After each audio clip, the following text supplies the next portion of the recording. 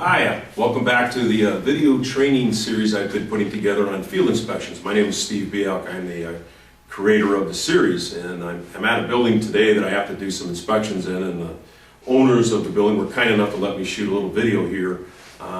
They're waiting, they have to get some keys, so we can't get in some offices that I need to inspect for them. But anyways, I thought I should talk a little today about what you're going to find in the guide that I put together on field inspection. In the guide, it's very comprehensive. It's going to talk to you about where this industry was originated from, or what it's about. What does field inspections mean?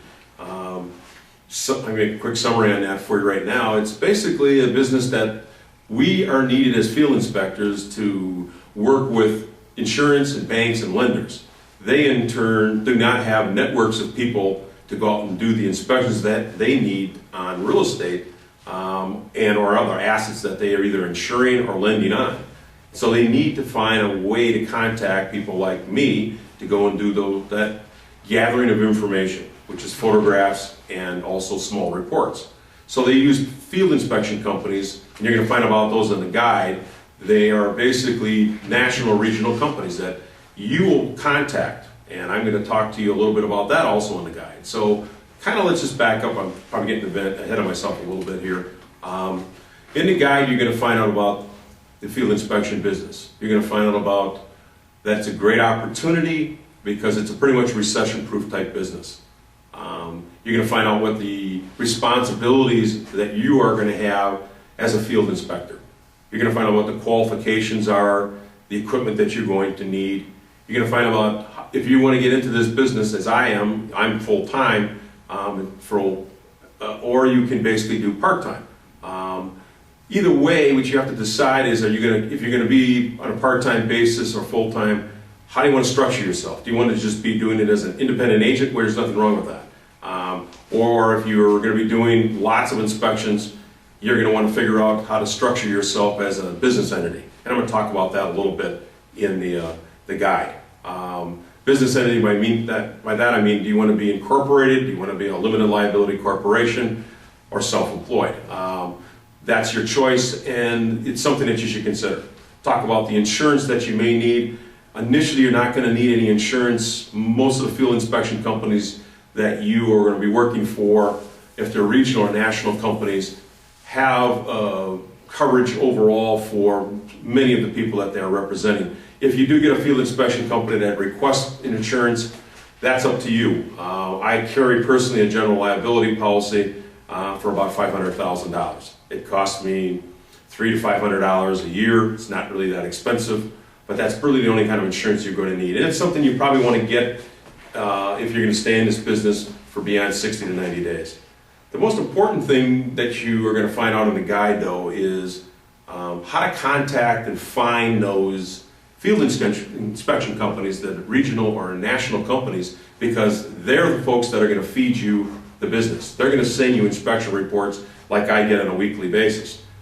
They don't know you exist, obviously, and so I'm going to help you to contact them. And in my guide, I've got about 150 of the national regional companies that you can send a resume to.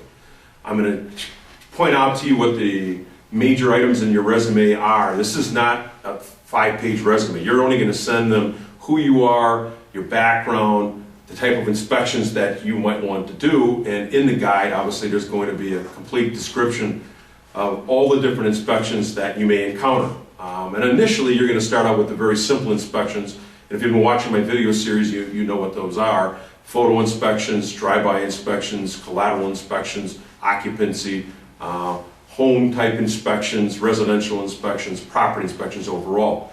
Those are the simple ones. They're the ones that you go and just take pictures and you either do a short report and you may do some measuring on the property and get that back to the field inspection company, or it could just be a drive-by where you just take simple pictures and you're there for 3 to 5 minutes. That's going to be covered in the guide. But the bottom line is you need to be able to contact those field inspection companies. And you want to tell them, okay, this is the kind of inspections that I'm interested in taking a look at. And you've got a couple of approaches to take. One is you can contact them with your resume, and I will, as I said, provide you the web pages for many of these companies that you can contact.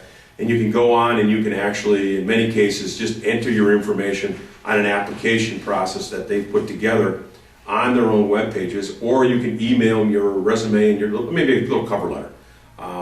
And you have to follow up with them, or you're going to get an email from them saying, hey, thank you very much, Mr. Jones. We're very interested in getting an inspector in your area. We're short inspectors, and we'll be contacting you shortly, and they'll send you their information of how to join their field inspection company. Or you'll get an email back or a phone call saying, thanks, we really got enough inspectors right now, but we are really going to be looking at expanding our business. We have some new demands. So you're going to hear that. And what your objective here by contacting the regional and national field inspection companies is you want to get 4 to 6 or 8 of these companies to send you field inspection requests. Because if you don't, you're not going to have enough business. You have to make that effort to contact as many companies as you can. I would suggest initially send out 75 to 100 resumes. I know that sounds like a lot of work, but you got to pay your dues to get in any kind of a business, and that's part of it. You have to get that information out, and by email it's very easy to do, or go on and their applications, it takes 5 or 6 minutes, and if you spend a half a day or a Saturday or Sunday afternoon initially getting involved here, get to send that information or get that information to them. That's what you want to do. And you need to be persistent. You have to follow up with them, as I'm saying. I can't help but stress that. The other thing you can do, which is what I ended up doing, is fast tracking it.